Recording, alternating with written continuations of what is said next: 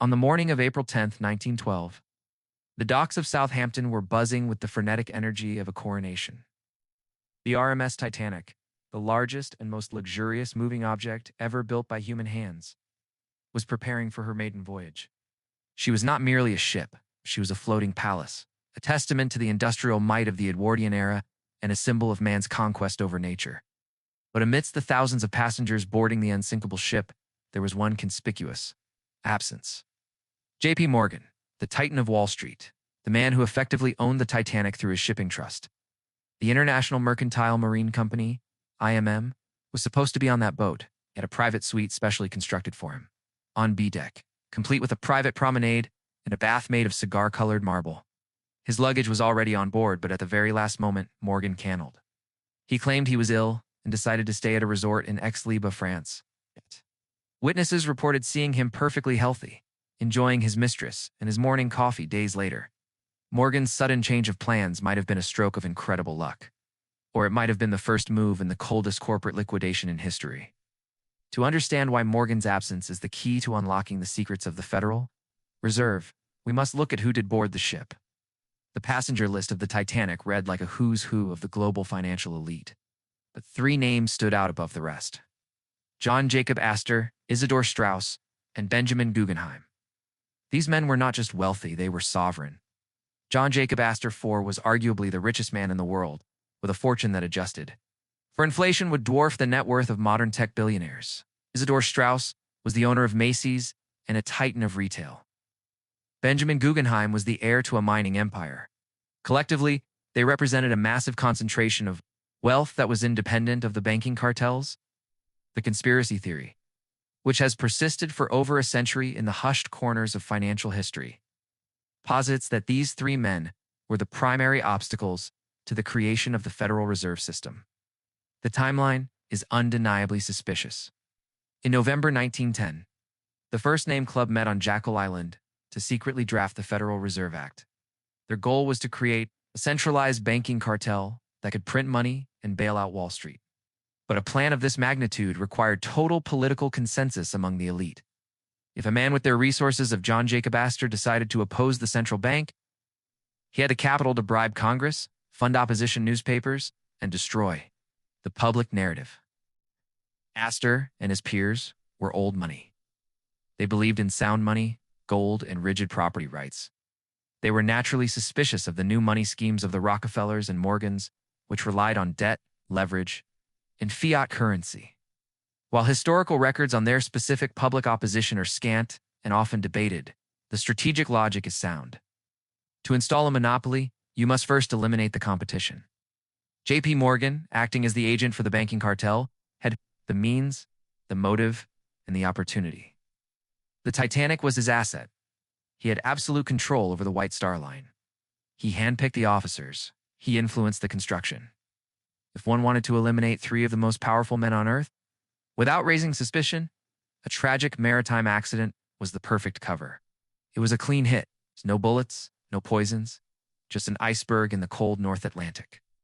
The deaths would be mourned as a twist of fate, not investigated as a crime.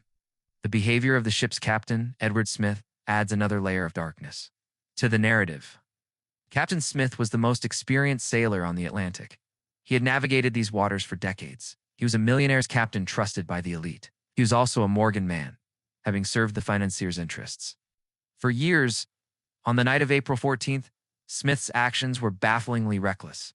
He drove the ship at full speed, 22 knots, into a known ice field at night with no moon. Warnings from other ships were ignored or not passed to the bridge.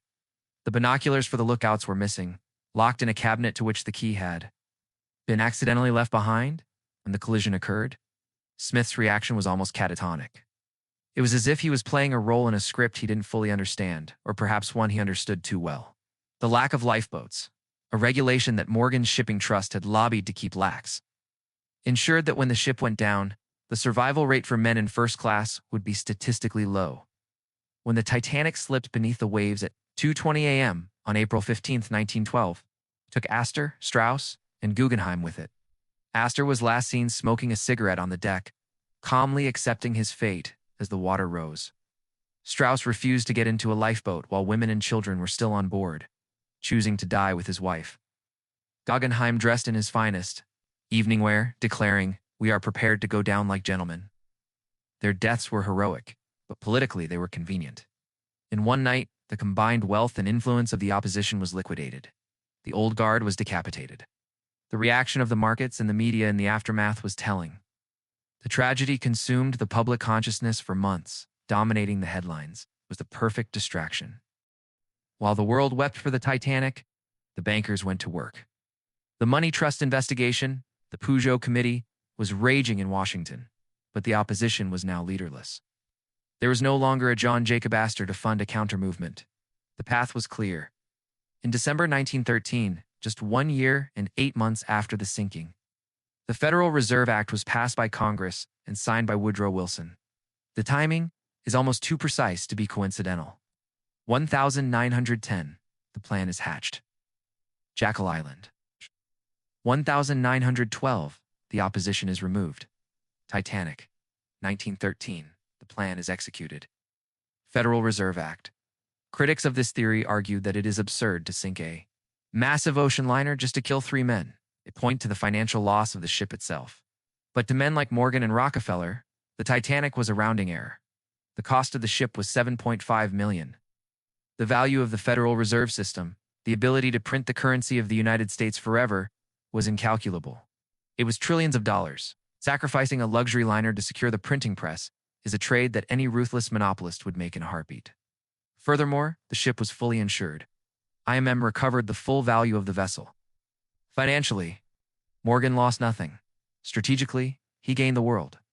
There is also the peculiar matter of the Jesuit connection, a sub-theory that suggests an even deeper level of coordination. Captain Smith was sometimes referred to as a Jesuit temporal coadjutor, a layperson serving the order. The theory goes that the central bank was not just a Wall Street desire, but a geopolitical goal of the European banking dynasties. Rothschilds and the Vatican Au's financial interests, who wanted to bring the rebellious American economy back under centralized control. While this strays into deeper speculative territory, it underscores the perception that the Titanic was a geopolitical event, not just a transportation disaster. The sinking symbolized the end of the American dream of sovereign independent wealth and the beginning of the globalist nightmare of centralized debt-based control. The sinking of the Titanic was the shock doctrine applied to the early 20th century. A massive trauma was inflicted on the public psyche. The fear and chaos generated by the disaster made the public more pliable. It's more willing to accept solutions from the very experts who claimed they could prevent such things in the future. The Federal Reserve was sold as a safety ship for the economy, an unsinkable vessel that would prevent financial panics. It was a cruel irony. The same men who allegedly engineered the sinking of the real ship used the fear of sinking markets to build their financial fortress. Astor's frozen body was recovered from the Atlantic days later. He had thousands of dollars in cash in his pocket, money that was now useless. His death marked the end of an era where an individual could stand against the state corporate complex. The cold water of the Atlantic washed away the old order. From the depths, the creature from Jekyll Island rose to take its throne. 2. Accept the premise that the Titanic was a targeted assassination. One must also accept that J.P. Morgan and his associates possessed a capacity for cold-blooded calculation that transcends ordinary criminal intent. But the rabbit hole of the Titanic conspiracy goes deeper than just a hit job on 3 wealthy men. Evidence suggests that the vessel that sank on April 15, 1912, was arguably not the Titanic at all. It was her older, damaged sister ship, the RMS Olympic. This is the switch theory, and it provides the financial motive. It's what makes the entire operation logical from a banker's perspective. If the assassination of Astor Strauss and Guggenheim was the political goal to clear the path for the Federal Reserve, the sinking of the Olympic was the financial mechanism that paid for the operation. It was the ultimate to birds one stone scenario: insurance fraud on a massive scale coupled with a geopolitical coup. The story begins not in 1912, but on September 20th, 1911. The Olympic, the first of the White Star Line's trio of superliners, was involved in a catastrophic collision with a British warship, the HMS Hawke. The collision tore a massive hole in the Olympic starboard side, flooded 2 watertight compartments, and twisted her keel. In a fair court, the naval vessel would have been at fault. But the British admiral, protecting its own interests, ruled that the Olympic was to blame. This was a financial death sentence for the White Star Line. because they were at fault. Their insurance was void. They were liable for the repairs too. The Olympic and the Hawk. The Olympic, the flagship of J.P. Morgan's shipping trust, was now a broken, uninsurable liability that would bleed money for years. She was effectively a floating wreck that couldn't pass a rigorous inspection. Yet she was too expensive to scrap. Morgan was facing a liquidity crisis. His shipping trust, the International Mercantile Marine IMM, was already overleveraged. He needed a bailout. And as the chief architect of modern finance, Morgan knew that the best way to erase a bad asset is to convert it into an insurance claim. The plan was audacious in its simplicity. Patch up the damaged Olympic, swap her identity with the newly built Titanic, send the fake Titanic, the damaged Olympic into the Atlantic, stage a controlled sinking, and collect the insurance money for a brand new ship. The Titanic, the real brand new ship, would then quietly sail on as the Olympic for decades, generating pure profit. The physical evidence for the switch is compelling and disturbing. Naval architects and historians have pointed to specific structural discrepancies that are visible in photographs of the two ships. The Olympic had 16 portholes on her sea deck. The Titanic was built with 14. Yet, when the ship departed Southampton on its doomed voyage, photographs clearly show 16 portholes. The fingerprint of the Olympic. Furthermore, the Titanic that sailed had a mysterious list to port, a tilt that the Olympic had developed after her keel was twisted in the collision. Why would a brand new ship lean? Perhaps most damning, when the wreck was discovered by Robert Ballard. The propeller on the ocean floor bore the serial number 401. The Titanic's hull number was 401. The Olympic S was 400. Critics say this proves it was the Titanic, but the conspirators argue that the propellers were the only part of the Olympic that were too damaged to use. So they were swapped with the Titanic's new propellers during the repair. The ship that sank had the Olympic's hull damaged, and the Titanic's propellers new. It was a Frankenstein vessel doomed before it left the dock. This context transforms the disaster from an accident into a controlled demolition that went wrong. The plan allegedly was not to kill 500 people. It was to sink the ship slowly close to a rescue vessel, offload the passengers, and let the hull disappear. The designated rescue ship was the SS Californian. Captained by Stanley Lord, the Californian stopped in the ice field that night, despite having no passengers and no urgent cargo. It sat there with its boilers firing less than 20 meters away from the Titanic. Captain Lord claimed he saw the rockets, but thought they were company signals, not distress flares. The theory suggests that Californian was waiting for the signal to move in and pick up the survivors, completing the fraud without the mass casualties, but they miscalculated. They underestimated the damage caused by the iceberg, or, as some theories suggest, the structural weakness caused by a coal fire that had been burning in the ship's bunker for weeks before departure. The ship sank too fast. The California was too far away. The controlled insurance write-off turned into a massacre. This catastrophe played directly into the hands of the Federal Reserve proponents. The sinking created a panic in the insurance and financial markets. It caused a sudden liquidity crunch. It was a mini version of the panic of 1907. The bankers used this fear to reinforce their narrative. Oh, the world is volatile. Unexpected disasters happen. We need a system that can provide stability when the unthinkable occurs.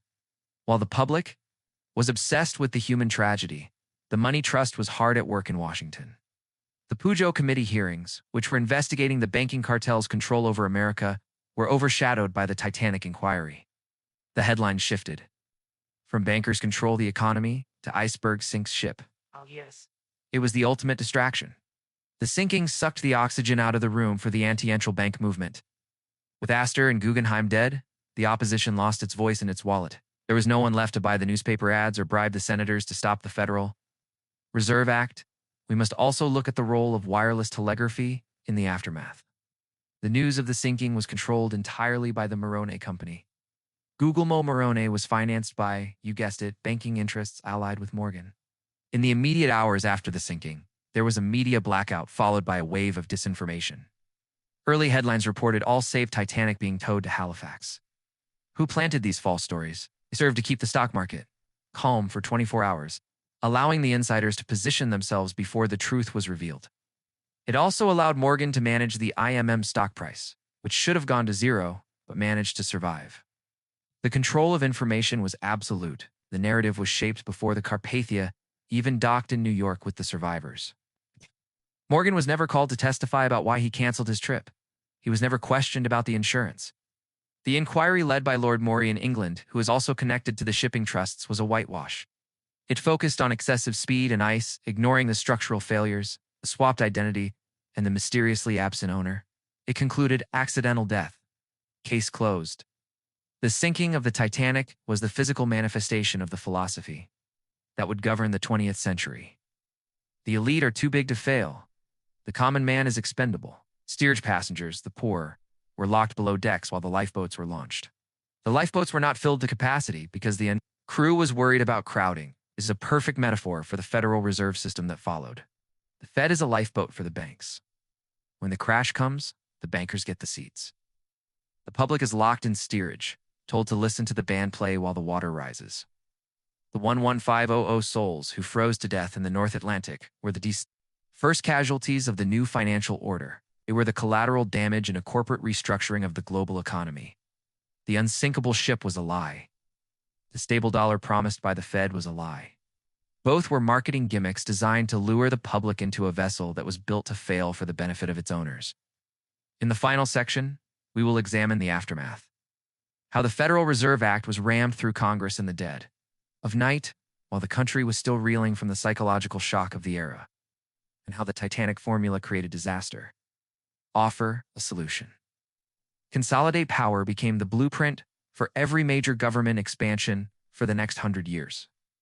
The sinking of the Titanic on April 15, 1912, created a political vacuum in Washington, D.C. that was as cold and empty as the North Atlantic itself.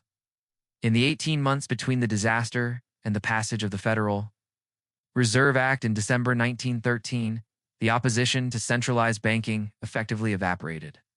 It wasn't just that Astor Strauss and Guggenheim were dead, it was that the entire old money establishment was demoralized and distracted.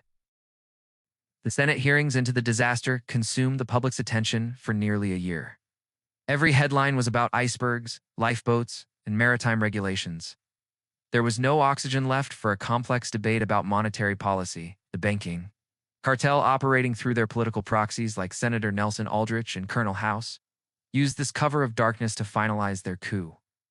They realized that while the public was looking at the ocean, they could steal the bank. The mechanism of passage was a masterclass in political stealth, relying on the confusion and fear generated by the era's instability. The Titanic had shattered the public's faith in technology and corporate benevolence. But paradoxically, the bankers twisted this fear to their advantage.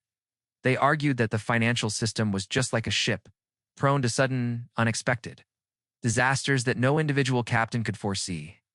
Therefore, they argued the economy needed a centralized rudder and a safety mechanism that could be deployed instantly. They framed the Federal Reserve not as a bank, but as an insurance policy against future panics. They used the trauma of 1907 and the psychological unease of 1912 to sell a solution that promised elasticity and stability. The irony was palpable. The men who allegedly sank the safest ship in the world were now asking the public to trust them with the safety of the entire economy. On December 22, 1913, the trap was sprung. The timing was deliberate, designed to bypass the scrutiny that a full Senate session would have brought. Congress was eager to adjourn for Christmas. Many senators who might have opposed the bill, those from rural states who feared Wall Street control, had already left Washington to return to their families. The money trust lobbyists who stayed behind pushed the Federal Reserve Act to the floor for an immediate vote. It was a legislative ambush. There was no rigorous debate. There was no time for the opposition to rally because the leaders of that opposition were at the bottom of the ocean or politically neutralized. Congressman Charles Lindbergh Sr., whose son would later become the famous aviator, was one of the few who stood his ground, declaring this act establishes the most gigantic trust on earth. When the president signs this act, the invisible government by the money power proven to exist by the money trust investigation will be legalized. But his voice was drowned out by the rush to the exits. On December 23, 1913, 2 days before Christmas, President Woodrow Wilson signed the bill into law. He did so with a gold pen, smiling for the cameras, likely unaware or willfully ignorant that he had just signed away the sovereignty of the American people. The Federal Reserve System that was born that day was the direct result of the Titanic. Strategy: eliminate the competition, distract the public, and execute the takeover during a crisis. The structure of the Fed was exactly what J.P. Morgan and Paul Warburg had designed on Jekyll Island 3 years earlier. It was a private corporation, owned by its member banks, masquerading as a government entity. It had the power to issue currency, Federal Reserve notes. That was backed by the taxpayers' debt, not by the bankers' gold. It had the power to set interest rates, effectively controlling the price of every asset in the nation. And most importantly, it was independent, meaning it was accountable to no one. The Titanic opponents Astor Strauss Guggenheim had warned that such a system would lead to inflation, endless wars, and the enslavement of the working class through debt. They were right. Since 1913, the US dollar has lost 99% of its purchasing power. We have fought 2 world wars funded entirely by Federal Reserve inflation. We have seen the rise of a demon of a deep state funded by a printing press that no voter can turn off. The warnings of the men who died on the Titanic were silenced by the water, and their nightmares have become our reality. The connection between the Titanic and the Fed is the ultimate red pill of financial history. It forces you to question the official narrative of the 20th century, the greatest financial power on earth, the Morgan Rockefeller cartel, is willing to sacrifice a luxury liner and 1,500 innocent people to secure their monopoly. What else have they been willing to do? Was the Great Depression of 1929 an accident or controlled demolition to consolidate more wealth? Was the removal of the gold standard in 1971 a mistake or planned theft? The Titanic was the original sin of the modern era. It was the blood sacrifice that anointed the new gods of finance. J.P. Morgan died in 1913, just months before the Fed was officially born, almost as if his mission was complete. He left an estate worth $80 million, a vast fortune, but surprisingly small compared to his reputation. John D. Rockefeller famously said upon hearing the amount and to think he wasn't even a rich man, this reveals the true nature of the game. It wasn't about personal wealth, it was about control. Morgan didn't need to own all the money. He just needed to build the machine that controlled everyone else's money. He built it, and we are still trapped inside it. So what is the lesson for the sovereign individual in 2026? It is that the system was never designed to protect you, it was designed to extract from you. The Titanic had lifeboats for the rich and locked gates for the poor. The Federal Reserve has quantitative easing for the banks and inflation for the workers. The structure hasn't changed. Only the technology has. To survive, you must build your own lifeboat. 1. Don't trust the captain. The experts, Fed chairs, Treasury secretaries, CEOs who tell you the system is unsinkable are lying or deluded. They will drive the economy into the iceberg again and again because they have a golden parachute. 2. Secure your own passage. Do not rely on a pension, Social Security, or bank account to save you. Those are steerage tickets. You need first-class assets. Gold, Bitcoin, land, skills that you own outright. 3. Watch the exits. When the smart money, the modern Morgans, starts canceling their trips, when insiders start selling their stock, buying bunkers in New Zealand, or moving to non-extradition countries, pay attention. They know when the ice field is approaching. The Titanic didn't just sink a ship. It sank the old world. The Federal Reserve rose from the wreckage, but every empire eventually hits its own iceberg. The US dollar is currently steaming at full speed toward a debt wall that it cannot turn away from. The band is playing, the champagne is flowing, but the lookouts are shouting. Can you hear them? Or are you waiting for the captain to tell you it's